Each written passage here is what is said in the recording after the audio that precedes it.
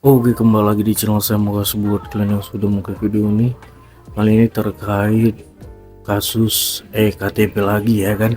Kali ini udah sampai jilid 2 dan katanya akan membawa 3 nama dari kader PDIP. Wah, kita lihat kali ini untuk membahasnya ya. Sebelum kita ke video, bantu subscribe channel saya. Belum subscribe, tidak tunggu lama, kita ke video langsung. Let's go. Tahu nggak kalian? Ada beberapa media yang mengatakan bahwasanya bakalan ada 3 lagi kader dari PDIP yang akan tersangkut kasus korupsi EKTP jilid 2. Kasih tahu aja Lampung jilid 3 sekalian. Iya, sampai 3 ya. Siapa pun orangnya? Masa kalian nggak tahu? Iya. Betul, kami nggak tahu pun. Kemarin udah aku kasih tahu. Iya. Spill lagi Bung, sekali spill lagi Bung. Oke. Aku cuman kasih clue-nya aja ya. Asik. Bukan nama ya. Asik. Kalian yang cari tahu sendiri. Mungkin ini susah ditebak, Susah ya. Yang pertama adalah mantan gubernur Jawa Tengah yang paling berprestasi. Wih.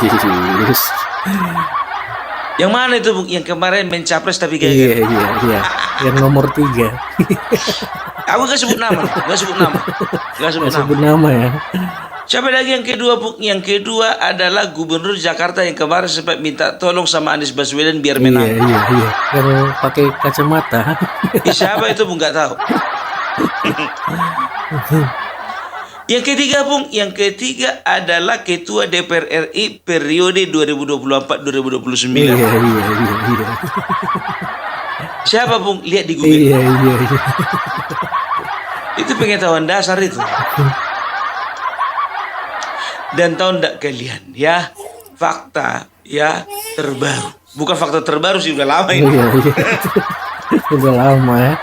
Ternyata bukan hanya mereka saja kader PDIP yang makan uang suap dari kasus korupsi EKTP.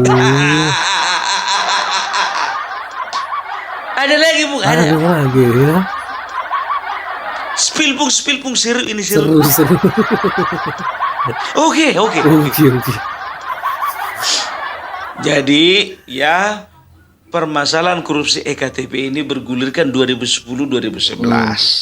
Otomatis melibatkan anggota DPR Komisi 2 periode 2009-2014. Kan begitu ya. Jadi waktu itu Ganjar termasuk di dalamnya. Loh, siapa namanya Pramono Anung sama jadi kita kok jadi aku sebutkan nama. Keceplosan. Apa sekalian lah. Jadi Pramono Anung dan juga Puan Maharani waktu itu mendapatkan bagian yang sama dengan Ganjar. Ya, sama-sama 500.000 US dollar. Ini keterangan Setia Novanto ya, bukan Novo Parbella ya. Iya. Kalau pengen tahu kalian lihat video sebelumnya ya. Semua data-data sumbernya juga udah jelas. Ya, jadi tahu nggak kalian ya, ternyata ada beberapa orang lagi kader PDIP ada di dalam Komisi 2 DPR RI. Yang pertama Arief Wibowo, yang kedua lagi yang makan uang suap Yasona Lauli. Wah. Waduh. Masa iya Bung, aku bicara sesuai pakai data. Iya. Nggak ku buat-buat. Betul. Ada datanya. Informasiku valid. Iya. Jadi waktu itu di Komisi 2 itu ya, yang makan uang negara ini ada dari Partai Golkar, Demokrat, dan PDIP. Ingat ya, aku tidak sedang menyudutkan satu partai ya. Tiga-tiganya terlibat ini. Nanti dibilang kau sentimen kali kau sama PDIP. Enggak. Ya, 3 partai ini biar tahu kalian ya. Dan tahu enggak kalian, Komisi 2 DPR RI waktu itu anggotanya yang makan uang kasus korupsi ini itu ada sekitar 51 orang. Banyak kali Bung. 51 orang. Emang berapa jumlah anggota Komisi DPR RI 2 waktu itu? Juga 51. Artinya apa? semua ikut makan. 50 anggota komisi, satu ketua. Udah gue bilang dari kemarin, nggak mungkin cuman ketuanya aja yang minta. Ya, yang lain pasti ikut minta itu. Proyek 5,9 triliun. Dahsyat, ya kan? Loh, tapi Pung, kenapa Yasona Lauli sama siapa itu si Arief Wibowo dan juga yang lainnya itu ya tidak diangkat? Yang pertama, ternyata di persidangan dakwaan mereka terhadap mereka tidak ada. Padahal Setia Novanto sudah menyebutkan nama-nama mereka. Yang dipertanyakan, biar tahu kalian, apakah mungkin ada permainan dari KPK waktu itu? Mungkin ada. Mungkin lah. Mungkin. Ya. Siapa ketua KPK-nya Pung waktu itu? Cari tahu. Itu yang pertama. Baru yang kedua, ya. Ternyata dari mereka itu ada sekitar 14 yang sudah mengembalikan. Jadi kemungkinan besar uang negara yang 14 orang ini, uang negara yang sudah mereka makan itu mereka kembalikan. Makanya mereka mendapatkan pengampunan. Aku kurang jelas, Yasona Lauli sudah mengembalikan atau belum. Ya, tapi kalau misalnya contohnya dakwaannya dinyatakan tidak lepas daripada dakwaan, mungkin sudah mengembalikan. Enak ya gitu ya, kalau ketahuan kembalikan.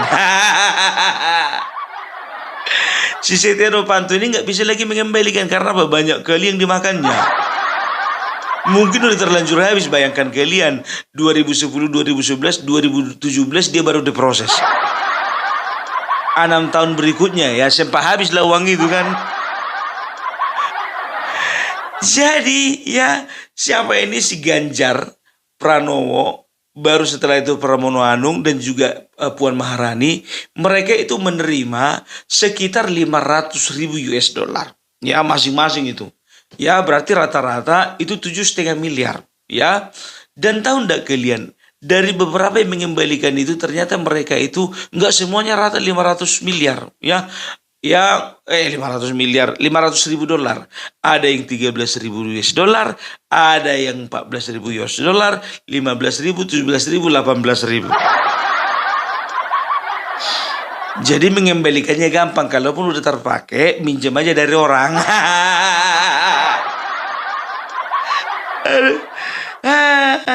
Makanya aku bilang Setia Novanto hidupnya itu di penjara nggak tenang itu. Karena apa? Dia berpikir, banyak yang makan orang ini, kok cuma aku yang di penjara. Cuma sedikit yang di penjara, yang makan rame-rame. Aduh, jadi udah jelas ya kenapa rancangan undang-undang perampasan aset agak ditunda.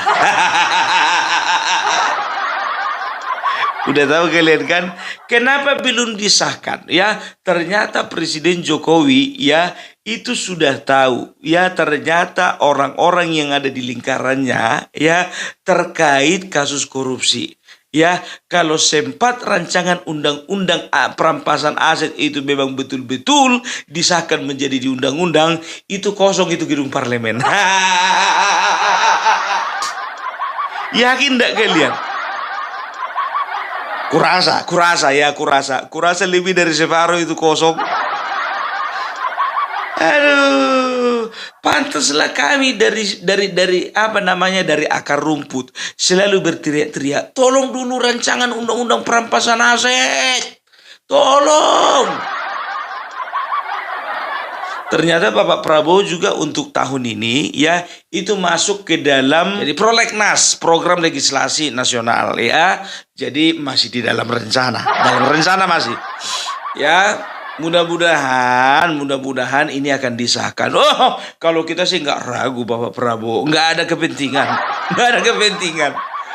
Kalau dia siapapun anggotanya, pernah beritahu kalian salah satu, ya, waktu itu kalau tidak salah Menteri Kelautan dan Perikanan, ya, Edi Prabowo kalau nggak salah, ya, itu anggota dia itu beritahu kalian, begitu tersangkut kasus korupsi silakan, nggak ada masalah, gitu loh, nggak ada komentar. Pokoknya setiap anggotanya yang melakukan tindak pidana korupsi angkat, gak ada masalah sama dia, ya. Maka kita percaya ke depannya ini rancangan ini akan menjadi undang-undang.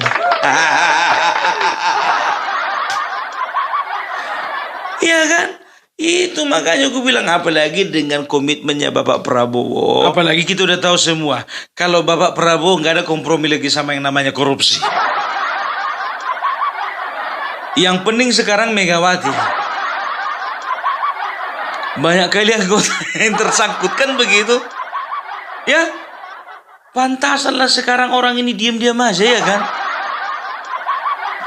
Karena apa? Karena pasca tertangkapnya Paulus Thanos, ya, ini betul-betul merupakan sebuah apalah ya, sebuah tanda-tanda bahaya sama PDIP. Kalau mereka bilang katanya ini bakalan membuka kotak Pandora. Aku nggak peduli mau kotak Pandora kek, mau kotak harta karun kek, mau kotak hitam kek. Yang penting kalau memang betul-betul tersangkut angkat. Iya kan, coba bayangkan kalian, banyak kali rupanya. Aduh, makanya publik ya tidak salah menilai kalau sebetulnya mati-matian PDIP itu ingin mendekati Prabowo untuk apa? Untuk lobby. Apalagi udah tertangkap Paulus Thanos, mampus lah ini. Kan begitu kan? Habis lah ini. Ya coba kalian perhatikan dulu, sampai hari ini ada nggak anggota atau kader dari PDIP yang berani berkuar-kuar atau berkicau? Diam semua. Coba Deddy Sitorus gimana? Ada lagi komentar? Mana mungkin. Sedangkan sekjen kena angkat, apa lagi dia? Mungkin dalam hatinya kan, Mak, kalau untuk masalah keselamatan kita mikir sendiri-sendiri aja lah. Percuma juga sekjen aja diangkat, apalagi kayak awak, kan begitu? Itu makanya aku bilang, ya kan, lobby terus lobby. Ya, aku juga mikir kenapa lah Bapak Prabowo ini nggak mau ngasih waktunya untuk bertemu sama PDIP.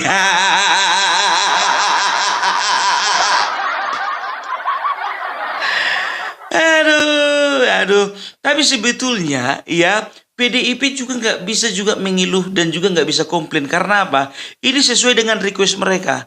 Apa request mereka? Kenapa harus kasusnya si Hasto sama Harun Masiku aja? Karena ini kan cuma masalah perkara uang 2,5 miliar. Ya udahlah, kalau memang kayak gitu KPK mencari kasus yang lebih besar lagi, dikoreknya lagi kasus lama lagi, kasus EKTP 2,4 triliun. Lebih besar lagi kan? Iya kan? Dan juga lebih banyak dari kalian yang terancam kan? Iya kan, itu kan request kalian kan? Janganlah Hasto mulu. Kayak nggak ada aja kasus korupsi yang lebih besar. Begitu didapatkan kasus korupsi yang paling lebih besar lagi, terdiam semuanya karena ada beberapa nama tersangkut di dalam. Aduh, bisa nggak tidur tenang orang ini ya? Udahlah, kalah nyapres, nggak jadi dewan, tersangkut pula kasus. Kasihan kali si Ganjar, bah. Tapi lebih kasihan lagi aku ngeliat Pramono Anung. Aduh, padahal bukannya bilang apa loh. Aku agak simpati sama kawan ini sebetulnya, ya kan. Tapi kalau namanya udah makan uang negara, ya mau simpati kayak mana pun juga tetap harus diproses. Ini tahu ndak kalian? Ya, Setia Novanto lagi berdoa ini. Berdoa, mudah-mudahan mereka semua diangkat. Kan begitu? Makanya aku bilang, ya kasihan dia, Wak. Vonis sama dia 20 tahun. 2017, berarti keluar dia nanti tahun 2037. Wah, sekarang aja masih 2025. 12 tahun lagi, wah. Aduh, dan juga dia nggak bisa keluar itu nanti mencalonkan diri lagi karena hak politiknya dicabut. Dengar kabar, makanya kau pula kalau sudah misalnya contohnya si Setia Novanto pun juga nggak bisa dibela ini, iya kan? Udah makan uang negara, begitu dipanggil dengan alasan nabrak tiang listrik. Aduh, tapi memang ini sebetulnya adalah mega korupsi nih kalau ku bilang, ya kan. Coba bayangkan kalian, dari 51 anggota Komisi 2 DPR RI semuanya makan. Tapi ini perlu dicontoh di ketuanya ini, ya kan? Karena apa? Dia memikirkan kesejahteraan daripada anggotanya.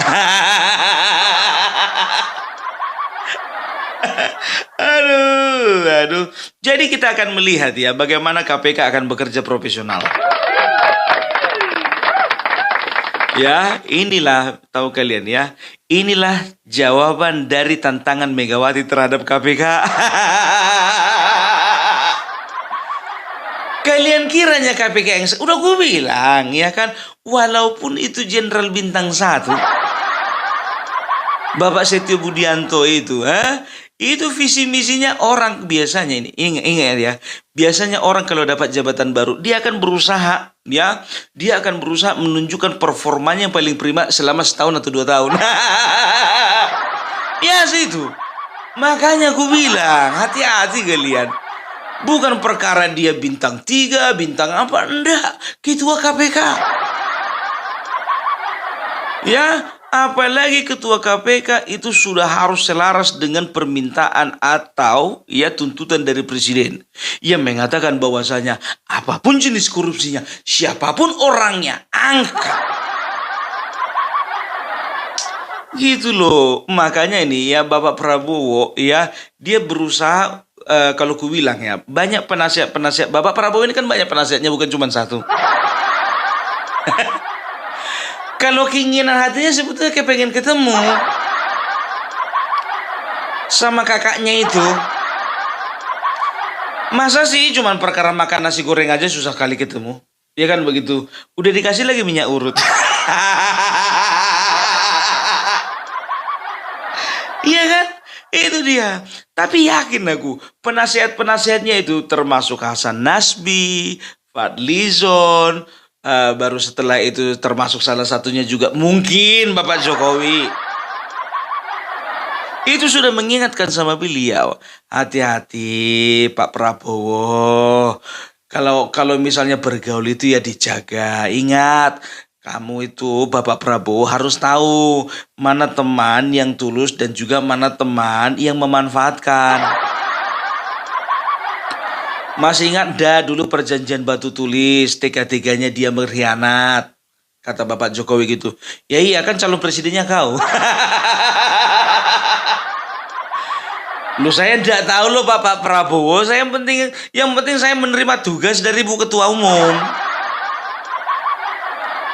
Ya sudahlah, itu masa lalu lah itu, kan begitu ya. Ya datang lagi Hasan Nasbi, itulah Bapak Prabowo. Bapak Prabowo kan masih ingat kan bagaimana perjanjian batu tulis, ya. Bapak Prabowo ingin jumpa sama dia, tapi dia nggak mau.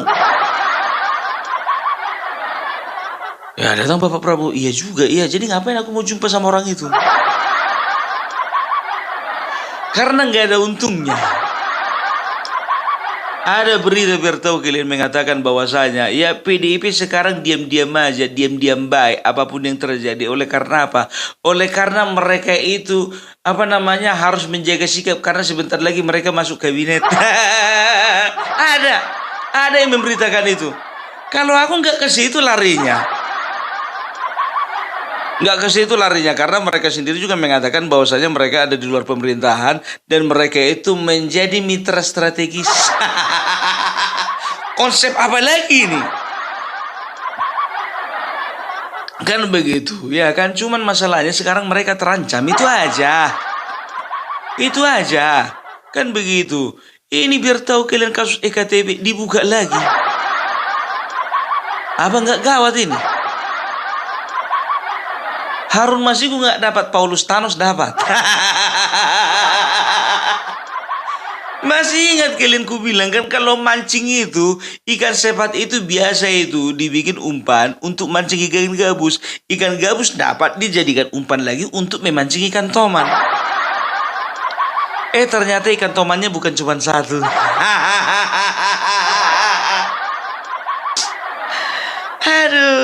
Aduh, Harun Masiku nggak dapat, biangnya dapat. Aduh, ya gimana dari PDI teman-teman, PDIP mau dibongkar lagi kasus-kasus lama oleh KPK. Kan ini apa namanya? Ini kan request dari kalian kan? Ya tapi jangan yang itu juga lah, Pung. Maunya kasus yang lain lah.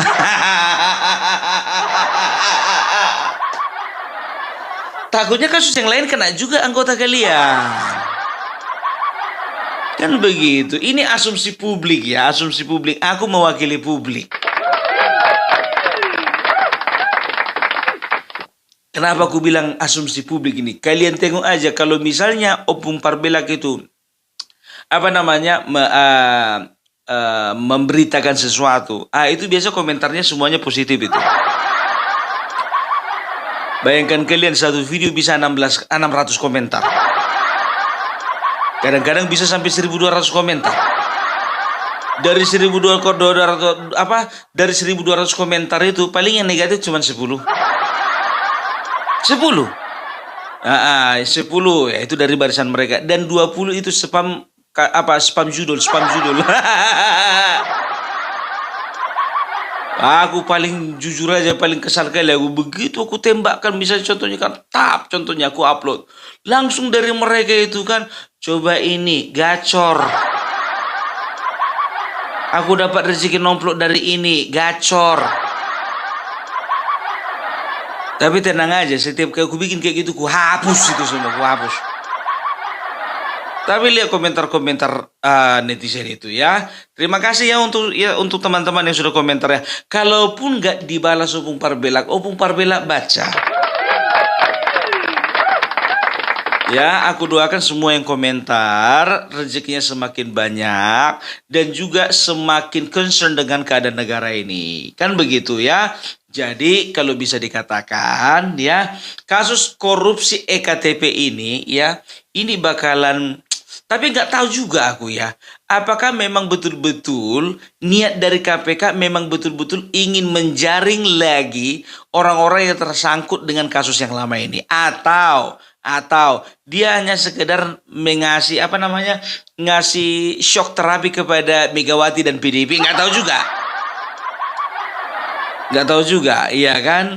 Cuman sekarang begini, ya kan? Masalahnya, ini jadi pertanyaan besar ini, ya. Kenapa Paulus Thanos buron selama dari tahun 2011 berapa dia itu? 2021 ya. 2019 ditetapkan jadi tersangka, 2021 dia itu kabur, sekarang 2025 4 tahun. Dan kaburnya bukan di dalam negeri. Ya, kaburnya itu ke luar negeri, ke Singapura. Bisa dapat. Sementara Harun Masiku sampai sekarang belum dapat. Kalian ada tanda tanya besar nggak di situ? Harun Masiku katanya kan di dalam negeri. Kan begitu. Nah, si Thanos di luar negeri dapat. Harun Masiku nggak dapat. Itu dia. Ya, sekarang jadi pertanyaanku ini. Makanya aku bilang, tolonglah KPK, kami support Anda, tapi maaf ketika kami menuntut kepada Anda ya, supaya Harun Masiku ini juga dijadikan terang benderang. Gitu ya, supaya apa? Supaya jelas itu ya, kami nggak ada maksud lain. Kami hanya menginginkan kejelasan statusnya si Hasto. Kalau memang tersangka dia langsung tangkap, nanti kalau memang betul-betul Harun Masiku bisa diangkat. Itu dia. Ya, tapi kami percaya walaupun KPK tidak menahan yang namanya Hasto, ya, itu sudah melalui beberapa pertimbangan, ya, pertimbangan yang matang, ya, kan sudah dicekal. Tapi aku juga tanda tanya, kenapa Yasona Lauli dicekal? Oh, ternyata ini tuh. Apakah ada termasuk tersangkut kasus EKTP? Ya, mungkin bisa. Aku mikirnya kalau memang cuma saksi yang namanya Yasona Lauli, ngapain dicekal? Ngapain dilarang pergi ke luar negeri? Ternyata ini orang ada kasus juga. Mungkin.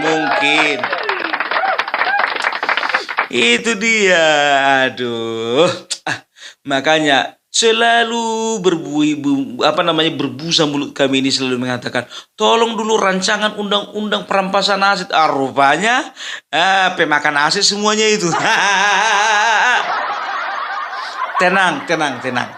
Oknum itu.